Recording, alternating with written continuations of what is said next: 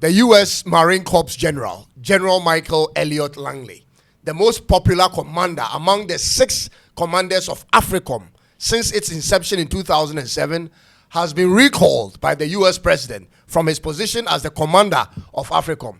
His term of office is nearly ended, ladies and gentlemen. He came in August of 2022 and is likely to be replaced by the end of this month. He will be replaced by Lieutenant General R.M. Dagvin Anderson. Ladies and gentlemen, the man who was seen criticizing Captain Traore at a U.S. Senate committee hearing of using gold from Burkina Faso to benefit the military government is leaving. Now, once this new guy, Lieutenant General Anderson, is confirmed by the U.S. Senate, he will become Africom's next general. Ladies and gentlemen, they all serve between 2 to 3 years and then they leave. My interest in this story has little to do with General Langley leaving, because even though he's leaving, the U.S. objectives and goals for Africom in Africa remains the same. Therefore, my interest has to do with the incoming commander, who is going to be the first ever Air Force officer to occupy this position in Africom. First of all, he is not new to Africa. He has on many occasions been on missions to different parts of Africa for different roles. He's been in Somalia severally on missions and frequently visited both Western and Eastern Africa. I want to bring you to speed on who this man is and what to expect when he takes up the role of the next commander of Africom. I'm Cyrus and this is Tuntum Network. Be sure to subscribe and click on the notification bell for all of my videos. Let's get into it.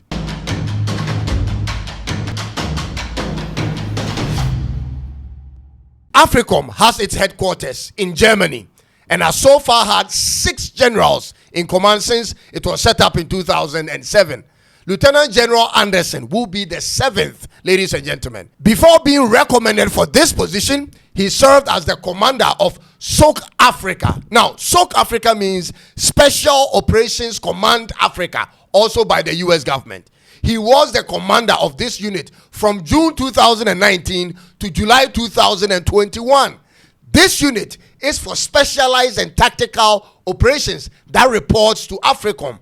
So Africom is like the big boss of SOC Africa. Ladies and gentlemen, this Africom organization receives a yearly budget of nearly $3 billion to engage in Africa to protect the interests of America. So guess what? When we, the African people, and our leadership are failing to plan and protect our own interests on our own land, you have the United States government planning and strategizing for our continent to protect their interests here, ladies and gentlemen. Almost $3 billion of taxpayers' monies are sent to this organization on a yearly basis for this purpose. How much have we invested in our own security as Africans?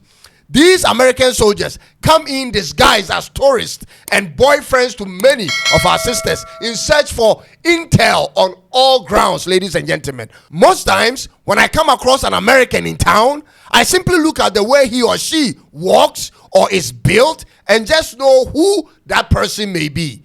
They come in as missionaries most times with the Latter-day Saints Church typically and in variety of groups.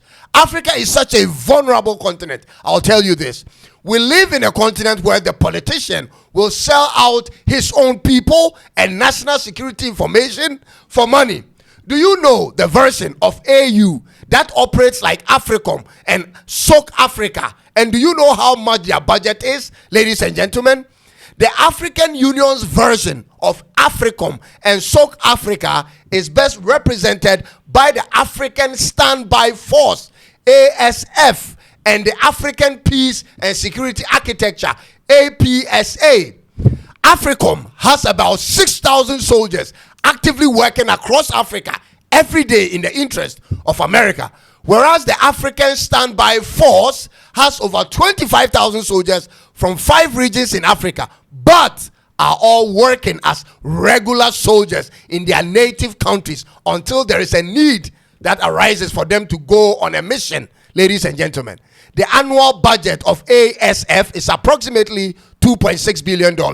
Ladies and gentlemen, when America is spending nearly $3 billion a year on 6,000 soldiers working under Africom, the ASF, which has an army population of 25,000 men and women, spends about $2.6 billion.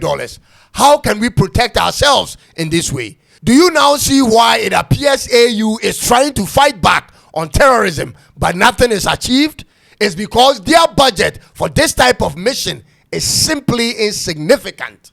We don't have the technology and the equipment. We lack funding for more recruitment and consistent training, ladies and gentlemen. These politicians will tell us of how tight funds are in the country when it comes to such projects. But these same people will find the funds to buy the latest SUVs for their movements. They find the monies to finance their security and lifestyles. The African Standby Force has 5 branches: the North African Standby Force, NASF, East African Standby Force, EASF, South African Standby Force, SASF, West African Standby Force, which is the same as ECOWAS Standby Force, and Central African Standby Force. And all of them have the same challenge, ladies and gentlemen, which is funding.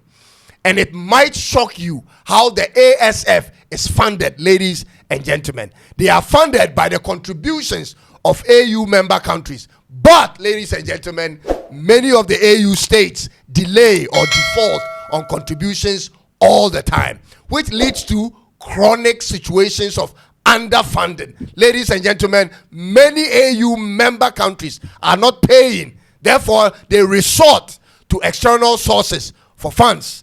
The European Union is a donor. USA is a donor. UN and China are all donors, which explains why in every AU meetings held in Africa, you'll find a whole bunch of foreign nationals representing their countries in those meetings. Africa's internal security is laughable at this point. We are only alive by the sustenance of God. This incoming Lieutenant General is not coming to do anything different from what General Langley was doing.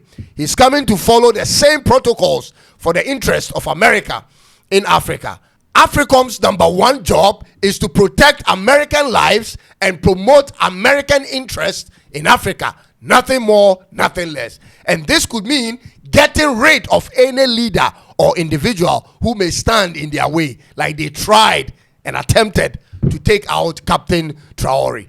So whether Langley or Anderson, the mission remains the same. How is Africa going to take care of itself? That is the question we should be answering. It appears all or the majority of heads of state of Africa are either compromised in one way or the other, ladies and gentlemen. There is no unity and no commitment on following through on the conditions we set for ourselves. There is no one respected leader in Africa who leads AU like it's done in the EU and in NATO.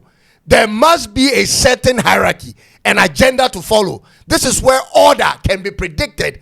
Ladies and gentlemen, at this point, it's everyone for himself while we claim we are together.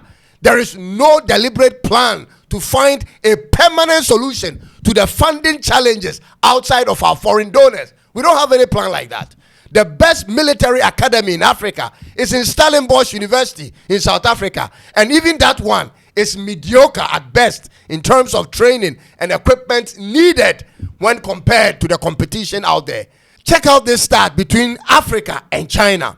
Out of a population of 1.5 billion Africans, our total active military personnel is approximately 2.3 million. Listen, the population of all African active soldiers for both male, female, land force, navy force, and air force combined for 2.3 million soldiers from 54 African countries, which represents 0.15% of our total population. This is similar to China's percentage of active soldiers compared with their population. But we have 54 African countries and they have 1, and we have a bigger population. There is a growing threat of extremism in every corner of Africa. We cannot be on the same level as China looking at all the problems we have on this continent. In 2024, militant Islamic violence caused approximately 18,900 deaths across Africa, with the Sahel and Somalia accounting for nearly 79% of the total. That was only by militant Islamic groups. The figure for 2023 is 23,000 deaths. These were deaths that were recorded, ladies and gentlemen. Poverty and a lack of education has largely contributed to these things. What are we going to do about it? The number of insurgencies and extremist groups are increasing by the day. What are we going to do about this? Religion is killing our people, ladies and gentlemen. Religious differences and intolerance have so far been the number one cause of the divide in Africa in the last 25 years, and it's getting worse. What are we going to do about this, ladies and gentlemen? Foreign countries and extreme religious interest groups are using our own people as proxies to terrorize and destroy our own people because of their religious difference. How are we going to deal with this, ladies and gentlemen? General Langley, whom we see as a threat to our sovereignty, may believe in, but what will Lieutenant General Anderson be, ladies and gentlemen? Let's think of how to take care of ourselves, for wars and rumors of wars are all around us. I'll leave you here for now, ladies and gentlemen, and catch you in the next one. May God help us all. Be sure to subscribe and click on the notification bell for all of my videos. I'll see you in the next one. It is bye-bye for now.